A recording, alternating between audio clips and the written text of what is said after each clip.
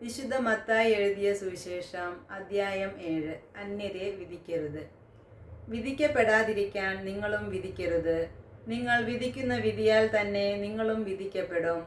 നിങ്ങൾ അളക്കുന്ന അളവ് കൊണ്ട് തന്നെ നിങ്ങൾക്കും അളന്നു കിട്ടും. നീ സഹോദരന്റെ കണ്ണിലെ കരട് കാണുകയും നിന്റെ കണ്ണിലെ തടികഷ്ണം ശ്രദ്ധിക്കാതിരിക്കുകയും ചെയ്യുന്നതെന്തുകൊണ്ട്?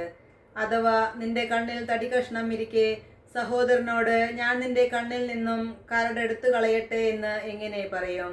കപടനാട്യക്കാര, ആദ്യം സ്വന്തം കണ്ണിൽ നിന്ന് തടികഷ്ണം എടുത്തു മാറ്റുക. അപ്പോൾ സഹോദരന്റെ കണ്ണിലെ കരടെടുത്തു കളയാൻ നിനക്ക് കാഴ്ച തെളിയും. വിശുദ്ധമായത് നായ്ക്കൾക്ക് കൊടുക്കരുത്. നിങ്ങളുടെ മുത്തുകൾ പന്നികൾക്ക് ഇട്ട് കൊടുക്കരുത്. അവ അത് ചവിട്ടി നശിപ്പിക്കുകയും തിരിഞ്ഞ് നിങ്ങളെ ആക്രമിക്കുകയും ചെയ്തേക്കാം. പ്രാർത്ഥനയുടെ ശക്തി. ചോദിക്കുവിൻ, നിങ്ങൾക്ക് ലഭിക്കും. അന്വേഷിക്കുവിൻ, നിങ്ങൾ കണ്ടെത്തും. മുട്ടുവിൻ, നിങ്ങൾക്ക് തുറന്നു കിട്ടും. ചോദിക്കുന്ന ഏവനും ലഭിക്കുന്നു. അന്വേഷിക്കുന്നവൻ കണ്ടെത്തുന്നു. മുട്ടുന്നവനെ തുറന്നു കിട്ടുകയും ചെയ്യുന്നു. മകൻ അപ്പം ചോദിച്ചാൽ കല്ലു കൊടുക്കുന്ന ആരെങ്കിലും നിങ്ങളിലുണ്ടോ? അഥവാ മീൻ ചോദിച്ചാൽ പാമ്പിനെ കൊടുക്കുമോ? മക്കൾക്ക് നല്ല വസ്തുക്കൾ കൊടുക്കണമെന്ന് ദുഷ്ടരായ നിങ്ങൾ അറിയുന്നുവെങ്കിൽ നിങ്ങളുടെ സ്വർഗസ്ഥനായ പിതാവ് തന്നോട് ചോദിക്കുന്നവർക്ക് എത്രയോ കൂടുതൽ നന്മകൾ നൽകും. മറ്റുള്ളവർ നിങ്ങൾക്ക് ചെയ്തു തരണമെന്ന് നിങ്ങൾ ആഗ്രഹിക്കുന്നതെല്ലാം നിങ്ങൾ അവർക്ക് ചെയ്യുവിൻ. ഇതാണ് നിയമവും പ്രവാചകന്മാരും. ഇടുങ്ങിയ വാതിൽ. ഇടുങ്ങിയ വാതിലിലൂടെ പ്രവേശിക്കുവിൻ. വിനാശത്തിലേക്ക് നയിക്കുന്ന വാതിൽ വിസ്തൃതവും വഴി വിശാലവുമാണ്.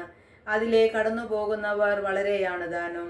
എന്നാൽ ജീവനിലേക്ക് നയിക്കുന്ന വാതിൽ ഇടുങ്ങിയതും വഴി വീതി കുറഞ്ഞതുമാണ്.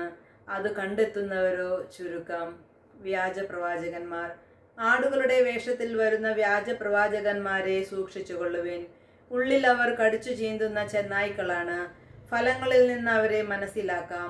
മുൾച്ചെടിയിൽ നിന്ന് മുന്തിരിപ്പഴമോ ഞെരിഞ്ഞിലിൽ നിന്ന് അത്തിപ്പഴമോ പറിക്കാറുണ്ടോ? നല്ല വൃക്ഷം നല്ല ഫലവും ചീത്ത വൃക്ഷം ചീത്ത ഫലവും നൽകുന്നു. നല്ല വൃക്ഷത്തിന് ചീത്ത ഫലങ്ങളോ ചീത്ത വൃക്ഷത്തിന് നല്ല ഫലങ്ങളോ പുറപ്പെടുവിക്കാൻ സാധിക്കുകയില്ല. നല്ല ഫലം കായ്ക്കാത്ത വൃക്ഷമെല്ലാം വെട്ടി തീയിലെറിയപ്പെടും.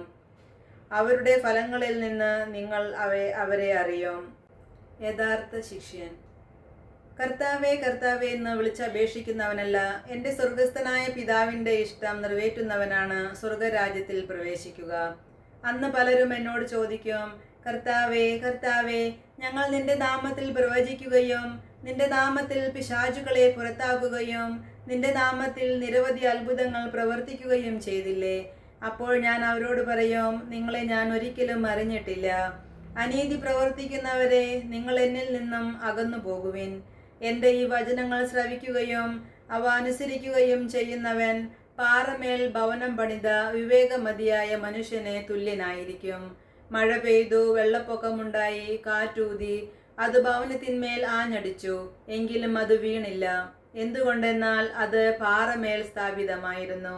എൻ്റെ ഈ വചനങ്ങൾ കേൾക്കുകയും എന്നാൽ അത് അനുസരിക്കാതിരിക്കുകയും ചെയ്യുന്നവൻ മണൽപ്പുറത്ത് ഭവനം പണിത ഭോഷന് തുല്യനായിരിക്കും. മഴ പെയ്തു, വെള്ളപ്പൊക്കമുണ്ടായി, കാറ്റൂതി, അത് ഭവനത്തിന്മേൽ ആഞ്ഞടിച്ചു, അത് വീണുപോയി. അതിൻ്റെ വീഴ്ച വലുതായിരുന്നു. യേശു ഈ വചനങ്ങൾ അവസാനിപ്പിച്ചപ്പോൾ ജനാവലി അവൻ്റെ പ്രബോധനത്തെപ്പറ്റി വിസ്മയിച്ചു. അവരുടെ നിയമജ്ഞരെ പോലെയല്ല, അധികാരമുള്ളവനെ പോലെയാണ് അവൻ പഠിപ്പിച്ചത്. നമ്മുടെ കർത്താവായ മിശിഹായ്ക്ക് സ്തുതി.